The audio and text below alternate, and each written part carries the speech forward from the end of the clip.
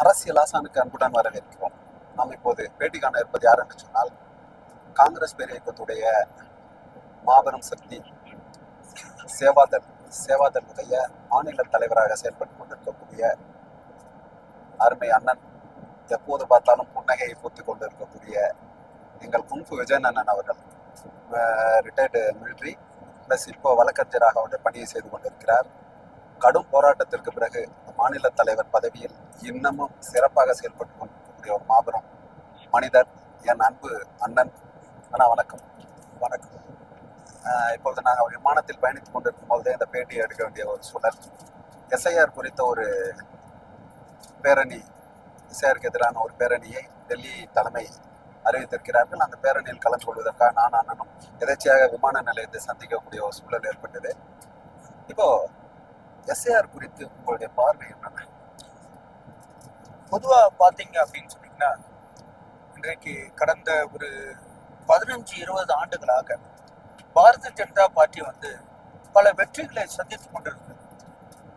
அதுக்கு காங்கிரஸ் கட்சியில சின்ன ஒரு தோய்வு ஏற்பட்டதாக தலைவர்கள் எல்லாம் கருதுறாங்க. ஆனால் எங்களுடைய அருள்மிகு தலைவர் திரு ராகுல் காந்தி அவர்கள் இல்ல, காங்கிரஸ் கட்சியினுடைய தோல்வியை ஏற்றுக்கொள்ள முடியாது, ஏதோ ஒரு தேர்தலில் ஒரு குழப்பம் இருக்கிறது, அதன் வாயிலாக தான் கடைசியாக நடந்த ஹரியானாவிலும் சரி மகாராஷ்டிராவிலும் சரி நடந்த தேர்தலிலே அந்த குழப்படியை கண்டுபிடித்துவதற்காக தொடர்ச்சியாக ஒரு 6 மாத காலங்களாக தன்னுடைய காங்கிரஸ் பேரத்தை சார்ந்த நபர்களை நியமித்து அதை கண்டுபிடித்து இந்த இந்திய தேசத்திற்கு கண்டிப்பாக பிஜேபி பயங்கரமாக குரல்படி செய்திருக்கிறது.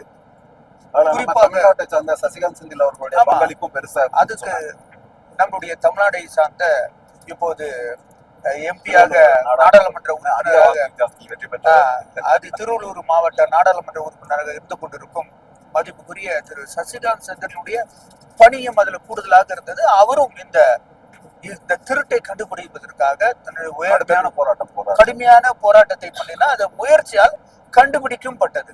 அதை இந்த உலகிற்கு இந்த தேசத்திற்கு வெளிப்படுத்தும் வகையிலே ராகுல் காந்தி அவர்கள் வெளிப்படுத்தார்.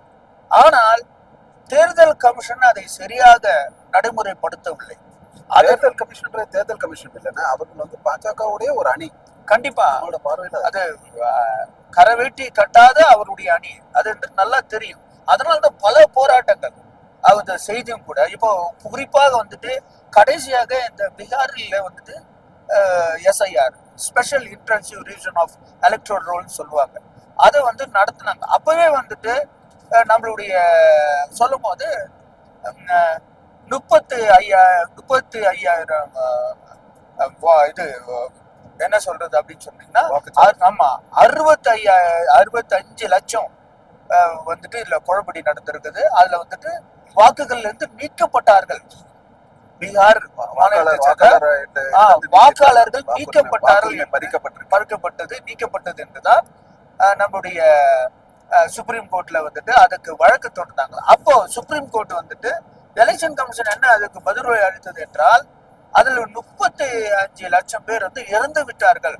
அதுவும் பல பேர் பல மாநிலத்தில் பேரு மைக்ரேட் ஆயிட்டாங்க, குடிப்பு அதனால அதனுடைய அப்படின்னு சொல்லும் போது அதை நம்மளுடைய சுப்ரீம் கோர்ட் ஏற்றுக்கொள்ளவில்லை. அதுக்கான கரெக்டான ஒரு விளக்கத்தை இதுவரையிலும் நம்முடைய தேர்தல் கமிஷன் அதை சரிவர இந்த மக்களுக்கு சொல்லவில்லை. இதன் வாயிலாக தொடர்ச்சியாக இன்றைக்கு அவர்கள் பீகாரிலும் வெற்றி பெற்றுவதாக இன்றைக்கு பெருமை பாராட்டி கொண்டிருக்கிறார்கள். ஆனால் உண்மையில் அது இல்லை.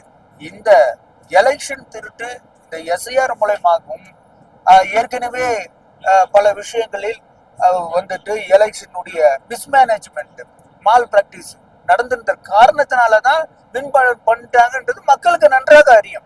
ஆனா எலெக்ஷன் கமிஷன் என்ன சொல்றதுன்னா ஃபேர் எலெக்ஷன் சொல்றாங்க, அதை ஏற்றுக்கொள்ள முடியாது. இதை தொடர்ச்சியாக எங்களுடைய தலைவர் பிஜேபியினுடைய அதனுடைய கொடுமையான இந்த அரசை தடுத்து பல போராட்டங்கள் ஈடுபடுறார். இன்றைக்கு இந்த தேசத்திற்கு அதை நான் கண்டிப்பாக தெளிவுபடுத்தும் என்ற வகையிலே நாளைக்கு 14 டிசம்பர் ராம்லீலா மைதானத்திலே நியூ டெல்லியிலே ஒரு மிகப்பெரிய லட்சக்கணக்கான பேர் அதில் கலந்து கொள்ளும் வரவில்லை. இந்த பிஜேபி அரசை இந்த எலெக்ஷன், அதுவும் குறிப்பாக சொல்ல போனோம்னா இந்த இந்த எஸ்ஐஆரினுடைய குரல்படியை மக்களுக்கு வெளிப்படுத்த வேண்டும். இந்த காரணத்தினாலதான் நாளைக்கு வந்து அதனுடைய ஒரு பெரிய ஒரு அஜிடேஷன் சொல்லுவாங்க, ஒரு பெரிய ஒரு ஆர்ப்பாட்டத்தை நடத்த இருக்கிறோம். அதனுடைய எங்கள் தலைவர் திரு ராகுல் காந்தி அவர்களும் அன்னை சோனியா காந்தி அவர்களும் எங்களுடைய அகில இந்திய காங்கிரஸ் கமிட்டியின் தலைவர் திரு மல்லிகார்ஜுன கார்கேயும் ஸ்ரீமதி பிரியங்கா காந்தி அவர்களும் வரும் முக்கிய தலைவர்கள் தமிழ்நாட்டை சேர்ந்த எங்களுடைய செல்வ பிறந்தகை அவர்களும் ஏற்கனவே தமிழ்நாட்டில் இதனுடைய எஸ்ஐஆர் கடந்த செப்டம்பர் 7ஆம் தேதி திருநெல்வேலி மாவட்டத்தில் மிக வெற்றுமையாக 50,000 பேர்கள் மேல அதில் கலந்து கொண்டு அதை வெற்றிகர சொன்னார். அதன் வாயிலாக இன்றைக்கு அது வந்து ஒரு தேசத்திலே நடத்த வேண்டும் என்று அகில இந்திய காங்கிரஸ் முடிவு செய்துள்ளது. அதன் வாயிலாக நாளை நடத்தப்படும் இந்த இந்திய மக்களுக்கு இந்த பிஜேபியினுடைய அட்டுழியத்தையும் அவர்கள் எப்படி வந்துட்டு தவறான முறையிலே இந்த மக்களுடைய ஓட்டுகளை திருடி இன்றைக்கு தேர்தலிலே வெற்றியை பெற்றுக் கொள்கிறார்கள் என்றதை பற்றியும் அதை பற்றி தெளிவாக நாளைக்கு எடுத்துரைப்போம். எங்கள் தலைவர் திரு ராகுல் காந்தியுடைய போராட்டம் ஓயாது. அவங்க பீகாரிலும் சரி எங்கு வெற்றி பெற்றாலும், ஆனால் எங்களுடைய போராட்டம் காங்கிரசினுடைய வந்துட்டு என்ன சொல்ற ஐடியாலஜி என்னவென்றால் போராட்டம் தான். நீங்க என்ன வேணா வெற்றி பெறுங்க, அதை பத்தி எங்களுக்கு கவலை கிடையாது. ஆனா எங்களுடைய எங்கள் போராட்டம் எப்பவும் ஓயாது. அதன் வாயிலாக நாளைக்கு ஒரு உதாரணமாக மிகப்பெரிய அளவில் லட்சக்கணக்கான பேர்கள் வந்து பல மாநிலத்திலிருந்து கலந்து கொள்கிறார்கள். தமிழ்நாட்டிலும் குறைஞ்சபட்சம் 5000 பேர்கள் தமிழ்நாட்டிலும் சரி எங்கள் தலைவர் செல்வ பெருந்தகை தலைமையிலே கலந்து கொடுக்கிறார்கள். தமிழ்நாடு காங்கிரஸ் சேவாதளத்தின் சார்பாகவும் நானும் என்னுடைய மக்களும் என்னுடைய இந்த போராட்டத்திலே கலந்து கொள்கிறோம். கண்டிப்பாக இந்த போராட்டம் வெற்றி பெறும்.